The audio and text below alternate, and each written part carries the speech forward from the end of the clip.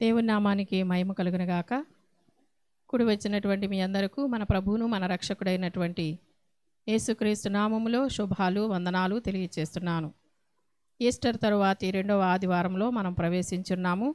ఈ యొక్క ఆదివారపు ఆరాధనను ప్రార్థనతోటి మనం ప్రారంభించుకుందాము. ప్రార్థన. పరమందు ఆసీనుడైనటువంటి నా ప్రియ పరలోకపు తండ్రి, నీకు వెలలేని వందనాలు, స్తుతులు, స్తోత్రములు చెల్లిస్తున్నాను దేవా. మా జీవితాలలో నువ్వు చేసినటువంటి కార్యములకై నీకు వందనాలు తెలియచేస్తున్నాను. ఈ యొక్క పరిశుద్ధ ఆదివారం రోజున ఈ రీతిగా తండ్రి నిన్ను ఆరాధన చేయుచుండగా దేవా, మా స్తుతులపైన తండ్రి మీరు ఆశీనులవ్వమని అడుగుతున్నాను తండ్రి. నీకు వందనాలు. ఆనాడు దావీదు తండ్రి మరి కీర్తనల ద్వారా నిన్ను ఏ రీతిగా స్తుతించున్నాడో, యెహోవా నా కాపరి నాకు లేమి కలగదు, పచ్చిక గల చోట్ల ఆయన నన్ను పరుండ చేయుచున్నాడు అని నాయన కీర్తనాకారుడు నాయన పలికినటువంటి విధముగా మా యొక్క జీవితాలలో కూడా తండ్రి అటు రీతిగా నాయన నీ నామాన్ని స్మరణ చేస్తూ, నీ నామాన్ని ఘనపరుస్తూ, నిన్ను తండ్రి స్తుతిస్తూ నాయన నిన్ను హెచ్చింప చేసేటటువంటి విధముగా మమ్మల్ని మీరు బలపరచమని అడుగుతున్నాను. అలానే తండ్రి కూడి వచ్చిన ప్రతి ఒక్క బిడ్డలను కూడా తండ్రి మీరు బలపరిచి స్థిరపరిచి నీ యొక్క ఆధ్యాత్మికమైనటువంటి జీవితంలో నాయన ఎదిగింప చేస్తారని నమ్ముచు, అలానే నీ దాసుని ద్వారా ప్రభా దావీదు కీర్తనతో మాట్లాడుతున్నట్లుగా మీరు మాతో కూడా నాయన మాట్లాడి నీ యొక్క కృప నీ యొక్క క్షేమాన్ని తండ్రి మీరు మాకు అనుగ్రహిస్తారని నమ్ముతూ ఈ దినదీవెనలు ఆశీర్వాదములతో నాయన మీరు మమ్మల్ని నింపమని యేసు పరిశుద్ధ నామమున వేడుకొని ప్రార్థిస్తున్నాను తండ్రి. ఆమేన్.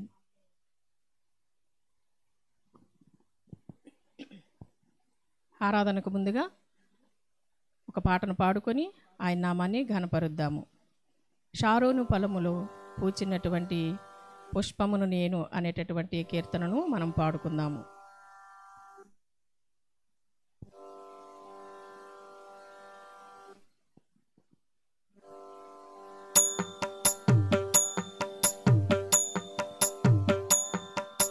షారోను పొలములో పూచిన పుష్పమును నేను,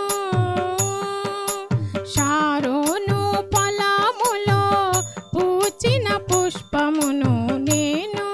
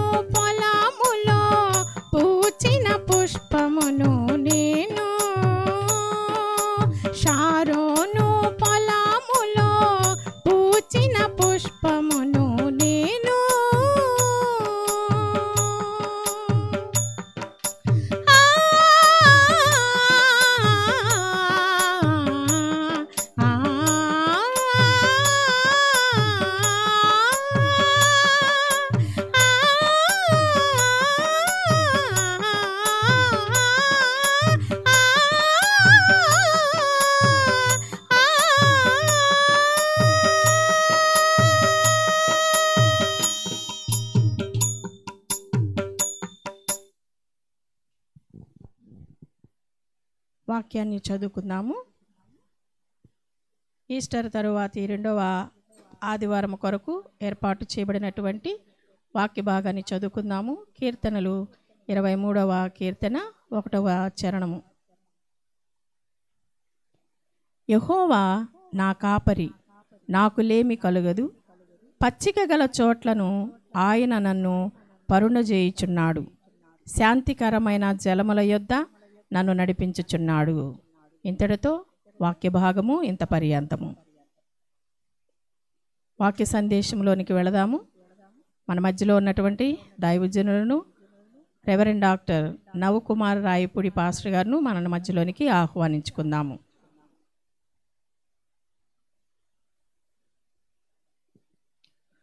మన తండ్రి అయిన దేవునియు ప్రభువైన యేసుక్రీస్తు నుండి కృపయు సమాధానములు మీ అందరికీ కలుగునుగాక. ఆమేన్. క్రీస్తునందు ప్రియమైన దేవుని బిడ్డలారా, ఈస్టర్ తర్వాతి రెండవ ఆదివారంలో మనం ప్రవేశించాం. ఈ దినం కొరకు ఏర్పాటు చేయబడినటువంటి దేవుని యొక్క లేఖన భాగాలలో ఉన్నటువంటి అంశము యేసు నిజమైన కాపరి.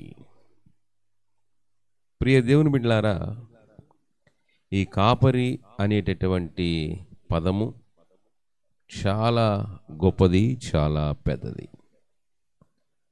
ప్రభువైన యేసుక్రీస్తు గొర్రెలకు గొప్ప కాపరి, ప్రధాన కాపరి అని పిలువబడ్డాడు. పాత నిబంధన పాఠంలో 23వ కీర్తన, ఈ 150 కీర్తనలలో ఈ 23వ కీర్తన కొంత ప్రత్యేకమైనది. దావీదు రచించి పాడిన కీర్తన. యెహోవా నా కాపరి అంటే మనం సేవించే దేవుడు మనకు కాపరి అయి కాస్తూ ఉన్నాడు. కాపరి అనగా కాయువాడు, రెండవదిగా మేపువాడు. అంటే కాపరి లక్షణం గొర్రెలను కాయాలి, రెండవదిగా వాటిని మేపాలి. ఒకటి కాయటము అంటే, ఉదాహరణకి మనం ఇల్లు ఎందుకు కట్టుకుంటాం? ప్రకృతి వైపరీత్యాల నుంచి మన శరీరాన్ని భద్రపరుచుకోవటానికి, కాపాడుకోవటానికి. మరి ఇల్లు ఒక్కటే ఉంటే సరిపోద్దా? ఆ ఇంటికి యజమానుడు ఉండాలి. ఆ యజమానుడే కాపరి అనుకోవచ్చు. తండ్రి, యజమానుడు, భర్త అని కూడా అనవచ్చు. కాబట్టి ఆ ఇంటిలో యజమానుడు లేకపోతే ఆ ఇల్లు ఎట్టాగో ఉంటుంది, మనకు తెలుసు, పెద్దోళ్ళు చెప్పే మాట. కాబట్టి యాజ్ ఎ ప్రొటెక్టివ్ ఆ యజమానుడు ఆ ఇంటిని, ఆ కుటుంబాన్ని కాయాలి. రెండవదిగా ప్రొడ్యూసర్ మేపాలి.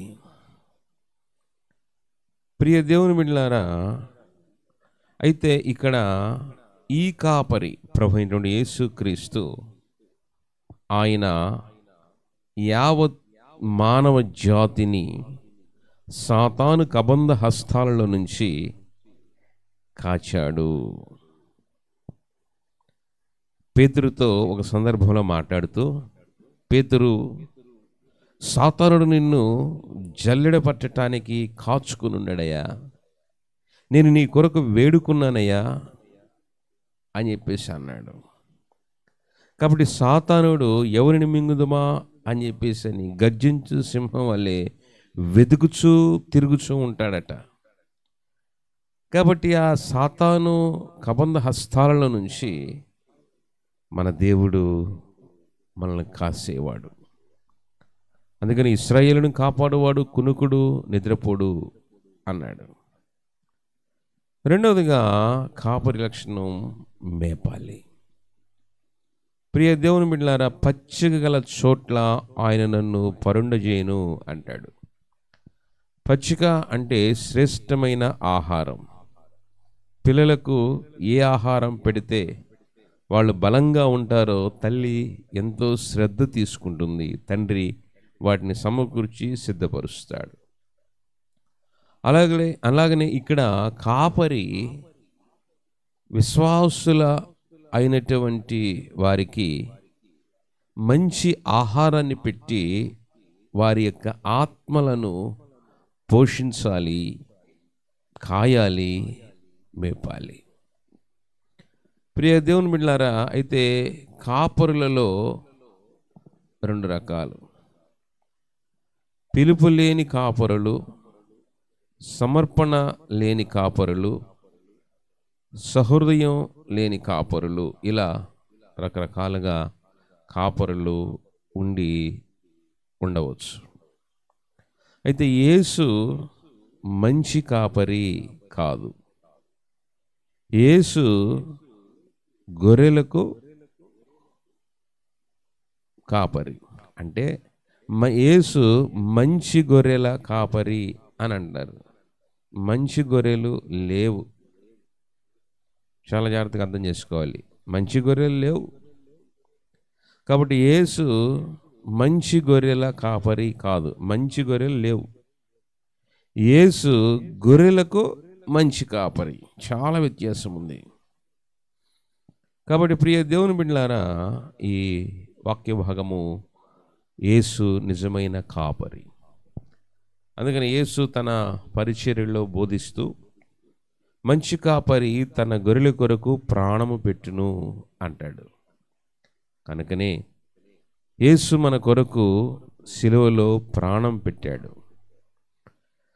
ఇక వాక్య భాగంలోని గురించి మనం కొంత గమనిస్తే, ఎందుకు ఈ కాపరి అనేది ఎక్కడి నుంచి వచ్చింది అని మనం గమనిస్తే, మొట్టమొదటిగా కాపరి అనే పదాన్ని మనం ఎక్కడ చూస్తామంటే, ఆదాము అవ్వమ్మల దంపతులను దేవుడు ఆశీర్వదించి ఇచ్చినటువంటి 2వది గర్భఫలం హేబేలు. అక్కడ రాయబడిన మాట హేబేలు గొర్రెల కాపరి అని రాయబడింది. హేబేలు గొర్రెల కాపరి. ఈ విధంగా దేవుని ప్రజలైనటువంటి ఇశ్రాయేలీయుల యొక్క ప్రథమ వృత్తి ఏంటయ్యా అంటే, యాజ్ ఎ ప్రొఫెషన్, గొర్రెలను కాచేటటువంటి పని, మేపేటటువంటి పని. అయితే ఈయన హతసాక్షి అయ్యాడు దేవుని కొరకు. మరి తన అన్నైనటువంటి కయ్యూను చేత చంపబడ్డాడు. ఇది ఒక రకంగా ప్రభువైనటువంటి యేసుక్రీస్తుకు సాదృశ్యం. రోమాపత్రిక 5వ అధ్యాయము 6వ వచనములో మనం గమనించినట్లయితే, మనం రోమాపత్రిక 5వ అధ్యాయము 6వ వచనాన్ని మనం గమనించినట్లయితే, ఏలయనగా మనం ఇంకా బలహీనులమై ఉండగా క్రీస్తు యుక్త కాలమున భక్తిహీనుల కొరకు చనిపోయెను. ఇదండి ఎందుకు యేసు తన 32వ ఏట 33.5 సంవత్సరాలకి యవన కాలంలో ఎందుకు క్రీస్తు చనిపోయాడంటే, ఏలయనగా భక్తిహీనుల కొరకు యుక్త కాలమున క్రీస్తు మరణించెను మన కొరకు. ఇది అర్థం చేసుకోవాలి. కాబట్టి ప్రియ దేవుని బిడ్డలారా, సంఘములో సమాజములో కాపరి లేకుండా ఉండకూడదు. వాక్యముల నుంచి మనం చూద్దాం. సంఖ్యాకాండము 27వ అధ్యాయము 15వ వచనాన్ని మనం చూస్తే, అప్పుడు మోషే యెహోవాతో ఇట్లనెను, యెహోవా సమస్త మానవుల ఆత్మలకు దేవా యెహోవా, సమాజము కాపరి లేని గొర్రెల వలె ఉండకున్నట్లు ఈ సమాజం మీద ఒకని నియమించుము. ప్రియ దేవుని, ఈ మాటలు కొంచెం జాగ్రత్తగా ధ్యానం చేద్దాం. ఈ సంఖ్యాకాండం 27వ అధ్యాయం అంటే, దేవుడు తన ప్రజలైనటువంటి ఇశ్రాయేలీయులను ఐగుప్తు దేశమును విడిపించి కనాను దేశానికి నడిపిస్తూ ఉన్నాడు. ఇక్కడికి వచ్చే సమయానికి దాదాపుగా 35 సంవత్సరాల కాలం గడిచిపోయింది. దాదాపుగా దగ్గర కనాను దగ్గరకు వస్తూ ఉన్నారు. ఇక ఒక రోజున దేవుడు మోషేను పిలిచి మోషేతో ఈ మాట అంటున్నాడు, యెహోవా మోషేతో ఇట్లనెను, నీవు ఈ అబారీము కొండ ఎక్కి నేను ఇశ్రాయేలుకు ఇచ్చిన దేశమును చూడుము. నీవు దాన్ని చూచిన తర్వాత నీ సహోదరుడైన అహరోను చేర్చబడినట్లు నీవును నీ స్వజనములలో చేర్చబడదువు అన్నాడు. దేవుడు మోషేను కొండ మీదకి ఎక్కించాడు. అప్పటికి ఇక దగ్గరికి వెళ్ళిపోయారు. మోషే, ఈ కొండ మీద నుంచి ఆ దేశాన్ని చూస్తావు, నీవు చేరవు. ఇలాగనే ఒక రోజున భర్త, ఏమమ్మా పండక్కి నీకు చీర తీసుకెళ్తానని చెప్పేసి అని చందన బ్రదర్స్కి తీసుకెళ్ళాడు. ఒక పూట అయింది. బొమ్మన బ్రదర్స్కి తీసుకెళ్ళాడు. ఒక రోజు అయింది. ఇంకో షాపింగ్కి సౌత్ ఇండియా షాపింగ్ మాల్కి తీసుకెళ్ళాడు. రోజు అయిపోయింది. ఇక్కడ బాగలేదు, ఆడ బాగలేదు, ఏడకి అని చెప్పేసి అని పొద్దున్నే లేపి, అమ్మ ఈరోజు బయలుదేరదాంలే అన్నాడంట. అయ్యో, నువ్వు చూపించే మనిషివే కానీ కొనిపించే మనిషివే కాదు, నేను నీతో రాను వా అన్నంట. ప్రియ దేవుని బిడ్డలారా, ఆయన్ని ఎందుకు తీసుకొచ్చాడు? అసలు ఎందుకు బయలుదేరించాడు? మోషే, ఈ ప్రజలను నువ్వు తీసుకుని వెళ్ళాయా కనాన్ దేశంలోకి అన్నాడు. అన్న దేవుడు ఇక్కడికి వచ్చేసరికి నువ్వు చేరవంటమేంది? ఎందుకు చేరలేదో, ఎందుకు మోషే చేరడో అవి వేరే కారణాలు ఉన్నాయి. అది వేరే టాపిక్. అయితే ఇక్కడ మోషేను మనం గమనించినట్లయితే సరి అయిన నిజమైన దేవుని చిత్తానుకూలమైనటువంటి కాపరిలో ఉండవలసిన లక్షణాలు. ప్రియ దేవుని బిడ్డలారా, మోషే ఇక్కడ ఒకటి నిరాశ చెందలేదు. ఏం దేవుడు, ఏం బతికట్టా, బయలుదేరి ఇచ్చాడు. 35 సంవత్సరాలు నడిపించాడు. ఇంకొక సంవత్సరం ఆడదాకా తీసుకెళ్తే బాగుండు కదా, ఇప్పుడు నువ్వు చచ్చిపోతావు, నీ పిల్లల దగ్గరికి చేరతావు అంటాడేంది అని మోషే నిరాశ చెందలేదు. రెండోదిగా మోషే దేవుని మీద తిరుగుబాటు చేయలేదు. అసలు నీకు నాకు సంబంధం లేదు, పో, ఈ ప్రజలకి నాకు సంబంధం లేదు, ఇవాళ నేను కన్నానా, నాకు పని లేదు అని చెప్పేసి అని అల్లా. మూడవదిగా తన బ్రతుకులో భక్తిని, బైబిలును విడవలేదు. సామాన్యమైన విషయం కాదండి. మనం కాస్త తలనొప్పి వస్తేనే, కాస్త కాలునొప్పి వస్తేనే, కాస్త శ్రమ వస్తేనే, శోధన వస్తేనే మనం దేవుని మీద అలుగుతాం. భక్తిలో నుంచి దిగజారటానికి, వదిలిపెట్టడానికి, విడిచిపెట్టడానికి మనం పూనుకుంటాం. కానీ ప్రియ దేవుని బిడ్డలారా, ఇక్కడ మోషే అలా చేయలేదు. అలా చేయకుండా ఏమని ప్రార్థన చేస్తున్నాడంటే, ఎంత గొప్ప ప్రార్థన అంటే, మోషే, అయ్యా నాకు ఇంకొక 2 సంవత్సరాలు ఆయుష్ అయ్యాయా, నేను ఆడ చేరుతాను, నేను వాళ్ళని చేరుస్తాను, నేను తప్పితే వాళ్ళని చేర్చేవాడు లేడు అని అల్లా. మోషే యెహోవాతో ఇట్లనెను, ఏమన్నాడు? యెహోవా సమస్త మానవుల ఆత్మలకు దేవా, యెహోవా సమాజము కాపరిలేని గొర్రెల వలె ఉండకున్నట్లు ఈ సమాజము మీద ఒకనిని నియమించుము. దేవునికి తెలీదా? మోషే తర్వాత ఏం చేయాలో, ఆ సమాజాన్ని ఎవరు నడిపించాలా దేవునికి తెలీదా? తెలుసు. కానీ ఒక సరి అయిన క్రమమైన కాపరి యొక్క లక్షణం, ఈ సమాజము కాపరి లేని గొర్రెల వలె ఉండకున్నట్లు.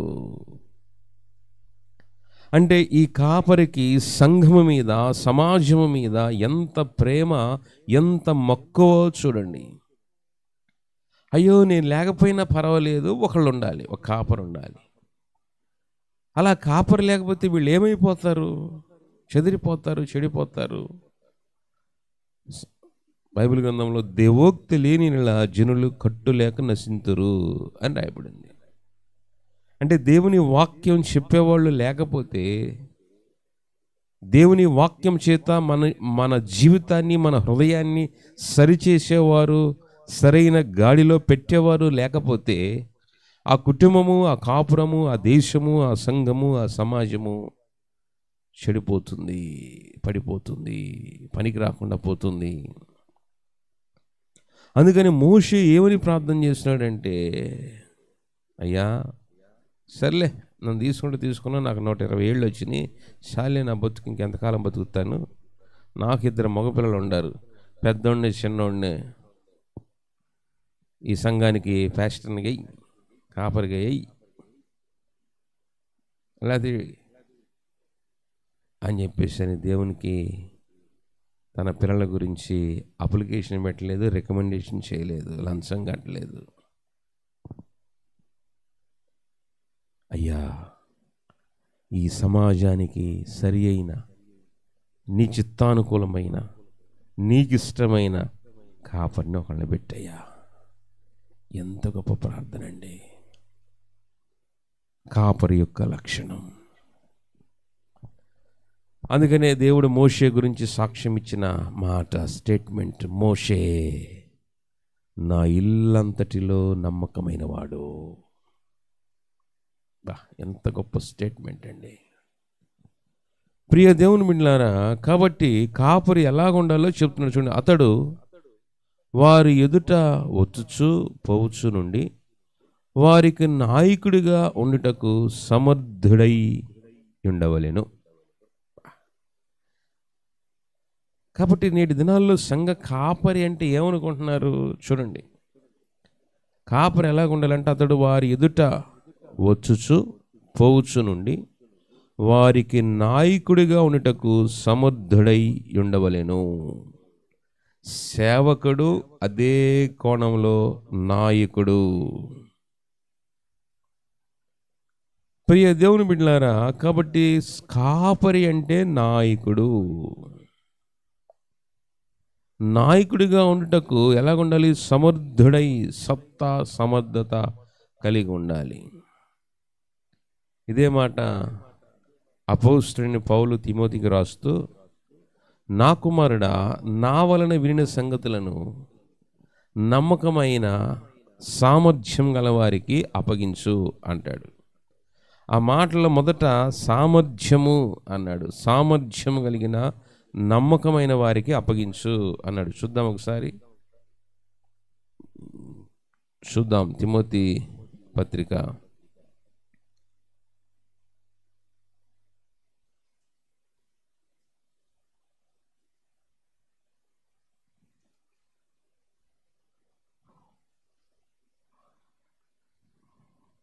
2వ పత్రిక 2వ అధ్యాయము 2వ వచనం.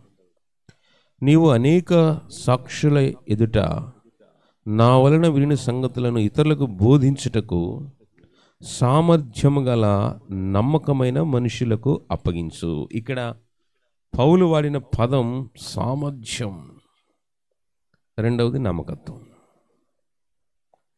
ప్రియ దేవుని బిడ్డలారా, మన లూథరన్ సంఘాలలో ఉన్నటువంటి కాపరులకు సామర్థ్యం ఉంది. సెక్యులర్ క్వాలిఫికేషన్ ఉంటుంది, థియలాజికల్ క్వాలిఫికేషను, స్టడీస్, డిగ్రీస్ ఉంటాయి, మంచిదే, సేవలో ఉంటారు. అలాగనే గ్రూపుల వాళ్ళకి సామర్థ్యం ఉండదు, ఎటువంటి బీటెచ్, బీడీలు, డాక్టరేట్లు, క్వాలిఫికేషన్ ఉండదు, కానీ నమ్మకత్వం ఉంటుంది. అంటే మనకు లేదని, మన వాళ్ళకి లేదని కాదు, వాళ్ళు సేవలో ఉంటారు. అయితే ప్రియ దేవుని ఎవరికైతే సామర్థ్యం ఉంటుందో, నమ్మకత్వం ఉంటుందో, ఈ రెండు కళ్ళు, రెండు చేతులు, రెండు కాళ్ళు, ఈ ఎవరికైతే ఉంటాయో వారు సేవలో రాణిస్తారు. మోషే గొప్ప చదువరి, పౌలు గొప్ప చదువరి. కాబట్టి సువార్త ఇతరులకు బోధించాలి అంటే వినేవాళ్ళకి పెద్ద సామర్థ్యం అవసరం లేదు, నమ్మకత్వం అవసరం లేదు. విన్న తర్వాత నమ్మకత్వం కావాలి. వినటానికి నమ్మకత్వం అవసరం లేదు. చాలా జాగ్రత్తగా అర్థం చేసుకోవాలి. కాబట్టి ఇతరులకు బోధించాలంటే మొదట సామర్థ్యము, రెండవది నమ్మకత్వం ఉండాలి. ఇంకంతే. అందుకని మోషే ఏమని ప్రార్థన చేశాడంటే, ప్రభువా సామర్థ్యం కలిగిన సమర్థుడై ఉండవలెను. అందుకు యెహోవా మోషేతో ఇట్లా నేను ఇంకక్కడ మోషేకి దేవుడు చెప్తాడు, మోషే నీ తర్వాత యెహోషువని ఏర్పాటు చేసినయా, అతనికి ముందు ఆర్డరి, అతనికి ఆజ్ఞ ఇమ్ము. 22వ వచనంలో యెహోవా మోషే ఆజ్ఞాపించినట్లు అతడు చేసెను. అతని మీద తన చేతులుంచి యెహోవా మోషే ద్వారా ఆజ్ఞాపించినట్లు అతనికి ఆజ్ఞించిన చేతులుంచి ఆర్డినేషన్, ఆర్డర్ ఇచ్చాడు, ఆర్డినేషన్ ఇచ్చాడు. క్రమం ఇది. లూథరన్ సంఘాల్లో ఎంత క్రమం అండి. 4 సంవత్సరాల వేదాంత విద్యను అభ్యసించి, మా రోజుల్లో 20 ఏళ్ల క్రిందట, 25 ఏళ్ల క్రిందట 4 సంవత్సరాలు వేదాంత విద్యను అభ్యసించిన తర్వాత 3 సంవత్సరాలు టెస్టింగ్ పీరియడ్, అయితే అప్రెంటిస్ అనుకుందాం. 1 ఇయర్ పాస్టర్ గారి దగ్గర, అచ్చంగా 1 ఇయర్ అప్రెంటిస్ లాగా పాస్టర్ గారి దగ్గర వదిలేవాళ్ళు. తర్వాత 2 సంవత్సరాలు, 3 సంవత్సరాలు అయిన తర్వాత 4, 3, 7 అప్పుడు కానీ అభిషేకం ఇచ్చేవాళ్ళు. అప్పుడు మా రోజుల్లో 3 సంవత్సరాలకు ఒకసారి అభిషేకం ఇచ్చారు. ఒక్కసారి ప్రెసిడెంట్, ఏఎల్సీ ప్రెసిడెంట్, ఒకసారి ఆర్డినేషన్ సర్వీస్, ఇంకంతే. ప్రియ దేవుని బిడ్డలారా, నేటి దినాలు ఎలాగుందో మీకే తెలుసు. కాబట్టి ఇక్కడ మోషే ఆ క్రమం ప్రకారం యెహోషువని చేశాడు. అంతవరకు బాగానే ఉంది. అయితే ఇక్కడ ఒక ప్రశ్న, ఏమండి కాపరి గురించి ఇంత ఇదిగా చెప్పారు, కాపరి లేకపోతే ఏమవుతుంది, ఏమైంది చూద్దాం. రాజుల మొదటి గ్రంథం 22వ అధ్యాయము 17వ వచనం. అతడు ఇశ్రాయేలీయులందరూ కాపరి లేని గొర్రెల వలె కొండల మీద చెదిరిండుట నేను చూచితిని, వారికి యజమానుడు లేడు. ప్రియ దేవుని బిడ్డలారా, ఒక సంఘానికి, సమాజానికి దేవుని చేత పిలువబడి, దేవుని చేత ప్రత్యేకించబడి, దేవుని చేత అభిషేకించబడినటువంటి కాపరి నీకు నాకు లేకపోతే ఏమైపోయారంటే, గొర్రెల వలె కొండల మీద చెదిరియుండుట నేను చూచితిని, వారికి యజమానుడు లేడు. ప్రియ దేవుని బిడ్డలారా, కాపరి లేకపోతే, యజమానుడు లేకపోతే వాటిని ఎవరైనా తోలుకొని పోవచ్చు, ఎవరైనా వాటిని వధించుకొని తినవచ్చు. అందుకే పెద్దవాళ్ళు అంటారు, అరే వీడు చెప్పేవాళ్ళు లేక చెడిపోయారా, ఇది చెప్పేవాళ్ళు లేక చెడిపోయిందని అంటారే. అంటే ఒక ఇంటికి యజమానుడు లేకపోతే, యజమాని క్రింద మనము అణుకువగా ఉండలేకపోతే అది కొంప అయిపోద్ది, కాపురం అవదు. ప్రియ దేవుని ఇక్కడ కాపరి లేకపోవటం వలన ఆ గొర్రెలు కొండల మీద చెదిరిపోతున్నారు. కాసేపు ఆ కొండ, కాసేపు ఈ కొండ, ఆ కొండ ఈ కొండ, కొండలు ఆ కొండ ఈ కొండ తిరుగుతూనే ఉన్నారు. ఎక్కాల్సిన కొండ దగ్గరికి రావట్లేదు ప్రియ దేవుని బిడ్డలారా. కాబట్టి వారికి యజమానుడు లేడు, అంటే కాపరి లేడు. ఒకవేళ కాపరి లేకపోతే ఆ మనుషులు వారి యొక్క స్థితిగతులు ఎలాగుంటాయో చూద్దాం. కీర్తనలు 49వ కీర్తన 14వ చరణం. 49వ కీర్తన 14వ చరణం. వారు పాతాళములో మందగా కూర్చబడుదురు, మరణము వారికి కాపరి అయి ఉండును. బా, ఎంత కఠినమైన మాట అండి. మళ్ళీ చెప్తున్నాను, వారు పాతాళములో మందగా కూర్చబడుదురు. ఎవరో? క్రీస్తు లేనివారు, క్రీస్తు దగ్గరకు రానివారు, ప్రధాన కాపరైనటువంటి ప్రభు అయినటువంటి యేసుక్రీస్తును అంగీకరించిన వారు, ఒక ఖచ్చితమైన సరి అయిన కాపరి దగ్గర లేనివారు. అందుకే వారు అనగా పైన చూడండి, మూర్ఖులను పశుప్రాయులను ఏకముగా నశించెదరు. ఇక్కడ వారు అనగా మూర్ఖులు, పశుప్రాయులు అని రాయబడింది. ప్రియ దేవుని బిడ్డలారా, కాబట్టి వారు ఏమైపోతారయ్యా అంటే వారు పాతాళములో మందగా కూర్చబడుదురు. పాతాళం చూసారా? కాపరి పరిచర్య ఎంత గొప్పదో, కాపరి పరిచర్య, కాపరి బాధ్యత ఎంత పెద్దదో. అయితే నేటి దినాల్లో అసలు బైబిల్ జ్ఞానం ఏమీ లేనటువంటి దొంగ పాస్టర్ గారులు, చిన్న చిన్న పాస్టర్ గారులు, నకిలీ పాస్టర్లు, కల్తీ పాస్టర్లు గ్రూపులలో ఉంటారు కదా, అసలు ఏం తెలీదు. సంచి తగిలించుకుంటారు, వచ్చేస్తారు. మీ లూథరన్ పాస్టర్లకు ఏం తెలుసు వాక్యం అంటారు రా. ప్రియ దేవుని బిడ్డలారా, కాబట్టి దానివల్ల ఏమైపోతుందంటే వారు పాతాళములో మందగా కూర్చబడుదురు, మరణము వారికి కాపరి అయి ఉండును. కాబట్టి పశుప్రాయులు, మూర్ఖులు అలాంటి వారిని క్రీస్తు దగ్గరకు నడిపించే గొప్ప బాధ్యత, ఆధిక్యత కాపరిది. పాతాళం నుంచి తప్పించబడటం, మరణము వారిని ఏలకుండా చేయటం కాపరి యొక్క లక్షణం. కాబట్టి మరణము వారికి కాపరి అయి ఉండును. అంటే ప్రియ దేవుని బిడ్డలారా, నీవు కాపరిని అంగీకరించకపోతే, కాపరి పరిచర్యను నీవు అంగీకరించలేకపోతే నీ స్థితి పరిస్థితి ఎలాగుంటుందంటే పాతాళానికి వెళ్ళిపోతావు. రెండోదిగా మరణము నీకు కాపరిగా ఉంటుంది అని దేవుడు చెప్తా ఉన్నాడు. వాళ్ళు ఎలాగుంటారో అక్కడే 51వ కీర్తనలో రాస్తూ 53:1 దేవుడు లేడని బుద్ధిహీనులు తమ హృదయములు అనుకుందురు, వారు చెడిపోయిన వారు అసహ్య కార్యములు చేయుదురు. కాపరి ఎందుకు ఉన్నాడు? కాపరి ఎందుకు లేడు అని అంటే దేవుడు లేడు అని బుద్ధిహీనులు తమ హృదయములో అనుకుందురు. అంటే ప్రధాన కాపరి అయిన ప్రభువైన యేసుక్రీస్తును అంగీకరించినటువంటి వారు, నీ సంఘములో నీకున్నటువంటి కాపరి దగ్గరకు రానటువంటి వారు, ప్రియ దేవుని బిడ్డలారా, వారు ఎవరయ్యానంటే దేవుడు లేడు, చూడడు, తెలియదు అనుకునేటటువంటి బుద్ధిహీనులు, వారు చెడిపోయిన వారు అసహ్య కార్యములు చేయుదురు. కాబట్టి ప్రియ దేవుని బిడ్డలారా, దేవుడు నీ మీద ఉంచబడిన కాపరితో మనం ఎలా నడుస్తూ ఉన్నాం, మనం ఎలా నడుచుకుంటూ ఉన్నాం, మన బాధ్యత ఎలాంటిది? ఒకసారి వాక్యంలో నుంచి మనం చూద్దాం. అపోస్తలుడైన పౌలు హెబ్రీయులకు రాసిన పత్రిక 13వ అధ్యాయము 5వ వచనాన్ని మనం గమనించినట్లయితే, హెబ్రీ పత్రిక 13వ అధ్యాయము 5వ వచనం,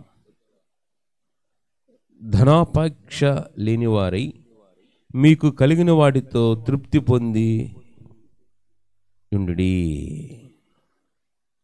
కాపరులు ఎలాగుండాలో చెప్తూ ఉన్నాడు. కాపరితో మనం ఎలాగుండాలో అక్కడే మరొక వచనం. మొదటగా ఈ వచనం కాపరులైన ఎవరైనా క్రైస్తవులు కాపరిని వెంబడించేవారు ఎలాగుండాలి అని వాక్యం చెప్తుందంటే, ధనాపేక్ష లేని వారై మీకు కలిగిన వాటితో తృప్తి పొంది ఉండుడి. అదొక మాట. రెండవది 17వ వచనంలో, మీ పైని నాయకులుగా ఉన్నవారు లెక్క ఒప్ప చెప్పవలసిన వారు వలె మీ ఆత్మలను కాయుచున్నారు. ఎవరిని కాస్తున్నారు? శరీరాన్ని కాసేటటువంటి వారు పోలీస్ డిపార్ట్మెంటు. వారికి ఎంత భయపడతాం, ఎంత రెస్పెక్ట్ ఇస్తాం, వాళ్ళు చెప్పే రూల్స్ని రెగ్యులేషన్స్ని ఎంత పాటిస్తాం. ఇక్కడ వాక్యం ఏమని చెప్తుందంటే చూడండి, మీ పైని నాయకులుగా ఉన్నవారు లెక్క ఒప్ప చెప్పవలసిన వారై మీ ఆత్మలను కాయుచున్నారు. 24/7 ఆన్ డ్యూటీ. కాపరి పరిచర్య. దేవునికి లెక్క చెప్పాలి. ఏమయ్యా, పలానా రోజు పలానా సంఘానికి నేను కాపరిగా పంపిస్తే ఏం చేశావు? అయ్యా, వాళ్ళు చికెన్ పెట్టారు, మటన్ పెట్టారు, తిన్నానే పండుకున్నానంటే తాట తెస్తాడు దేవుడు. ప్రియ దేవుని బిడ్డలారా, కాపరి లక్షణం ఏంటంటే వారు లెక్క ఒప్ప చెప్పవలసిన వారి వల్లే మీ ఆత్మలను కాయిచున్నారు. మా పనిది, మీ ఆత్మలను కాస్తూ ఉన్నాం. సాతానుడు పొంచి ఇందా చెప్పే కదా పేతురు పత్రికలో, ఎవరిని మింగుదామా గర్జించు సింహం వల్లే, మీ విరోధి అయిన అపవాది ఎవరిని మింగుదామా అని గర్జించు సింహం వల్లే వెతుకుచూ తిరుగుచూ ఉన్నాడంట. కాబట్టి మింగేయకుండా ఉండటానికి మీ పిల్లలను, మీ కుటుంబాలను, మీ కాపురాలను, మీ బిడ్డల భవిష్యత్తును సాతానుడు అపహరించి పోకుండా, అంటే దొంగతనం చేయకుండా ఉండటానికి, ఆగపడే దొంగోడు వస్తే మీ ఇంట్లో చెంబు తపాల బంగారం డబ్బులు ఎత్తుకుపోతాడు. వీడు అగపడే దొంగోడు, దుష్టుడు, దుర్మార్గుడు, అపవాది. వీడేం దొంగతనం చేస్తాడు? అగపడే దొంగోడేమో మీ ఇంట్లో ఉన్నటువంటి వస్తువు, నగ, నట్ర, ధనం తీసుకెళ్తాడు, బట్టలు అనుకో. ఈ అగపడిన దొంగోడు, దుష్టుడు, దుర్మార్గుడు, విరోధి, సాతాను ఏం తీసుకెళ్తాడో తెలుసా? నీలో ఉన్న సంతోషాన్ని దోచుకెళ్తాడు, నీలో ఉన్న సమాధానాన్ని తీసుకెళ్తాడు, భార్యాభర్తల మధ్య ఉన్నటువంటి ఐక్యతను తీసుకెళ్తాడు, తల్లిదండ్రులు బిడ్డల మధ్య ఉన్నటువంటి ఆనందాన్ని, ఆప్యాయతను దోచుకొని వెళ్తాడు. అర్థమవుతుందా? కాబట్టి మీ ఇంటిలో ఉన్నటువంటి వారందరూ దేవుని సన్నిధానానికి ఆరాధనకు రావాలి. మిమ్మల్ని మేము కాయాలి, మీ ఆత్మలను మేము మేపాలి.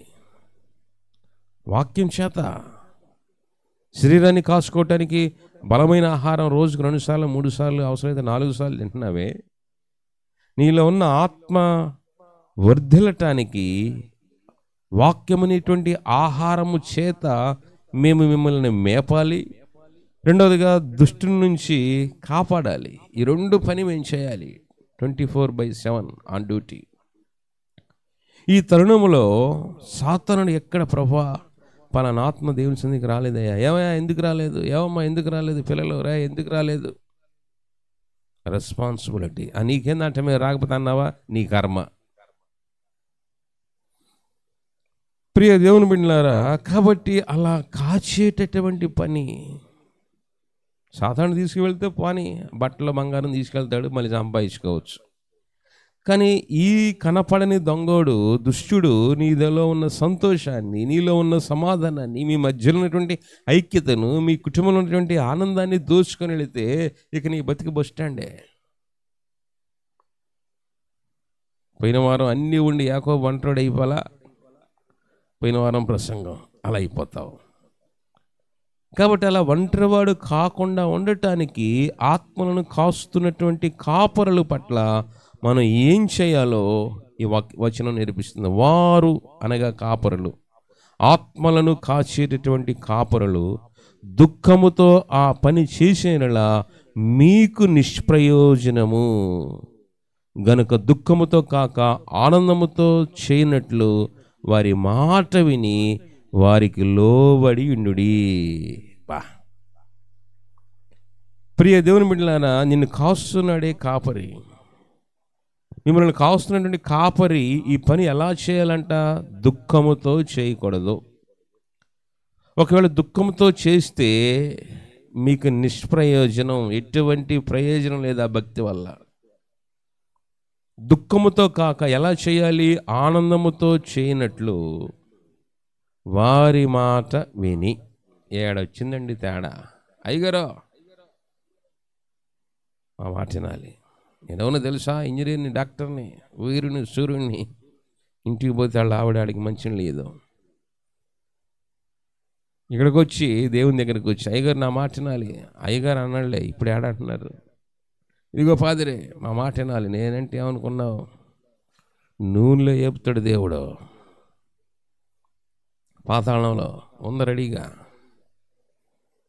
ప్రియ దేవుని బిడ్డలారా చూడండి, అక్కడ వారి మాట విని వారికి లోబడి ఇండుడి. ప్రియ దేవుని కాపరితో మనం ఎలా నడుచుకుంటున్నాం? కాపరితో మనం ఎలా జీవిస్తున్నాం? ప్రియ దేవుని బిడ్డలారా, కాబట్టి కీర్తనకారుడైన దావీదు అంటున్నాడు, యెహోవా నా కాపరి. ఈ కీర్తన దేవుని మనసులో జనించి పరిశుద్ధాత్మ ప్రేరేపణ ద్వారా ఆయనను అనుసరించే వారితో ఆయన సంబంధాన్ని, వారి పట్ల శ్రద్ధతో కూడిన సంరక్షణను వర్ణిస్తుంది. మళ్ళీ చెప్తున్నాను, ఈ కీర్తన దేవుని మనసులో జనించి పరిశుద్ధాత్మ ప్రేరేపణ ద్వారా ఆయనను అనుసరించే వారితో, అనగా దేవునితో మనం సంబంధాన్ని కలిగి ఉండేటటువంటి వారి పట్ల దేవుడు వారి పట్ల ఎలా శ్రద్ధ వహిస్తాడో ఈ కీర్తన వర్ణిస్తుంది. ప్రియ దేవుని బిడ్డలారా, యెహోవా నా కాపరి. దేవుడు తన ప్రజల పట్ల తనకు గల మహాప్రేమను స్పష్టపరచటానికి తనను తాను ఒక గొర్రెల కాపరిగా పోల్చుకుంటూ ఉన్నాడు. అనేక సార్లు ఈ పదం పాత నిబంధనలో కనిపిస్తూ ఉంటుంది. ప్రియ దేవుని బిడ్డలారా, యెషయా ప్రవక్త 53:6 అంటాడు, మనందరము గొర్రెల వలె త్రోవ తప్పిపోతిమి అంటాడు. ప్రియ దేవుని బిడ్డలారా, అలా త్రోవ తప్పినటువంటి వారిని ఆయన రక్తాన్ని చిందించి వెలగా చెల్లించి మనందరినీ సమకూర్చాడు. ఇక్కడ 23వ కీర్తన మొదటి చరణంలో నాకు లేమి కలగదు అంటాడు. లేమి అంటే కరువు, కొదువ. లేమి అంటే మనకు కనపడేటటువంటి తిండి, బట్టలు, బంగారం ఇవి కాదు. నా జీవితంలో ఒకటి జాగ్రత్త గుర్తుపెట్టుకు, నా జీవితంలో దేవుని ఉద్దేశాన్ని, దేవుని చిత్తాన్ని నెరవేర్చటానికి అవసరమైనదేది నాకు కొదువు లేదు. ఇది నాకు లేమి లేదు, కలగదు అంటే నాకు అన్నీ ఉండయండి అది కాదు. తినటానికి, ఉండటానికి, కట్టుకోవటానికి, కడుక్కోవటానికి ఉండే అవి అసలు లెక్కలే కాదు దేవుని దృష్టిలో. నువ్వు కోటీసుడు కావచ్చు, ఎవరికి లెక్క, ఎవరు గొప్ప. పోయితే ఇప్పుడు 10 రూపాయల నోటు తీసుకెళ్తావా? నాకు లేమి కలుగదు అంటే, ప్రభువా నా జీవితంలో నీ ఉద్దేశాన్ని, నీ చిత్తాన్ని నెరవేర్చటానికి అవసరమైన దేది నాకు కొదువు లేదు. నా బ్రతుకంతా, నా భక్తి అంతా నీ ఉద్దేశం చేయటానికేనయ్యా, నీ చిత్తాన్ని నెరవేర్చడానికేనయ్యా, నిన్ను సంతోషపరచటానికేనయ్యా ఈ భక్తి. ఇది దాని యొక్క అర్థం. రెండవదిగా, నా ఎడల ఆయన ప్రేమను, ఆయన శ్రద్ధను నేను నమ్ముచున్నాను గనుక నా వ్యక్తిగత శ్రమలలో కూడా ఆయనే నాకు మంచి కాపరి అనేటటువంటి స్టేట్మెంటు. దేవుడు మనకుంటే ఇంక మన కొద్దిగా ఉంది. నిజమైన సేవకులకి కొన్ని సందర్భాలు ఉండటానికి, తినటానికి కూడా ఉండదు. దావీదు అదే పరిస్థితిలో ఉన్నాడు ఈ కీర్తన రాసినప్పుడు. కానీ నాకు లేమి కలగదు అంటున్నాడు. ప్రియ దేవుని బిడ్డలారా, పత్రిక పాఠాన్ని మనం ఒకసారి చూస్తే ఎఫెసీ పత్రిక 2:4 విశ్వాసం ద్వారానే కృపచేతనే మనం రక్షించబడ్డాము అని మర్చిపోకూడదు. ఆయనే మనల్ని కాపాడాడు.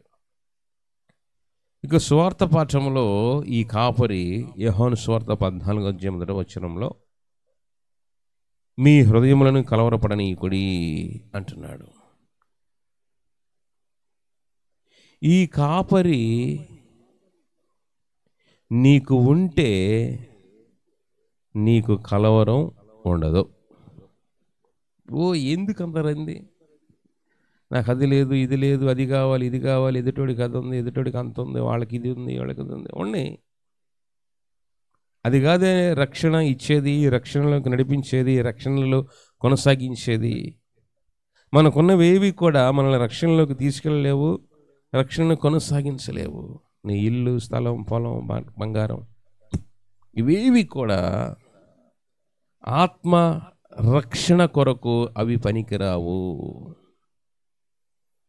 ప్రియ దేవులారా, ఈ కాపరి నీకు ఉంటే నీకు కలవరం ఉండదు. లేదా నీకు రందే, ఏందా రంది, సంపాదించాలి. పేతురు గారిని పరిచర్యలో చెరసాల్లో వేశాడు. చక్కగా తినడానికి నిద్రపోతున్నాడు. ఆ రోజుకి అదే దొరికింది పచ్చడి. జైలు ఏం పెడతారు? కారం మెతుకులు అనుకో. అయ్యా రాత్రి ఏమో నాకు పలావ్ పెట్టావు, తెల్లారేమో అరెస్ట్ చేయించి లోనేసావు, ఏంది నాకు ఈ ఆహారం, నేనేంది, నా స్టేటస్ ఏంది అని రాత్రి అంతా కలవరపడతాను. నిద్ర బాగుండలా చక్కగా కారం మెతుకులతో జైల్లో తిన్నాడు, నిద్రపోతున్నాడు. సంఘం ఏం చేస్తుంది? అయ్యా పేతురు గారు మా పాదిరి గారిని చెరసాలు వేశారయ్యా, మా పాదిరి గారిని విడిపించాయి అని సంఘమేమో అత్యాసక్తితో ప్రార్థన చేస్తూ ఉంటే పేతురు గారు చక్కగా చెరసాల్లో ఆ కారం మెతుకులతో తిని నిద్రపోతున్నాడు. అంటే ఇక్కడ పేతురు గారి హృదయంలో కలవరం లేదు. అది సంగతి.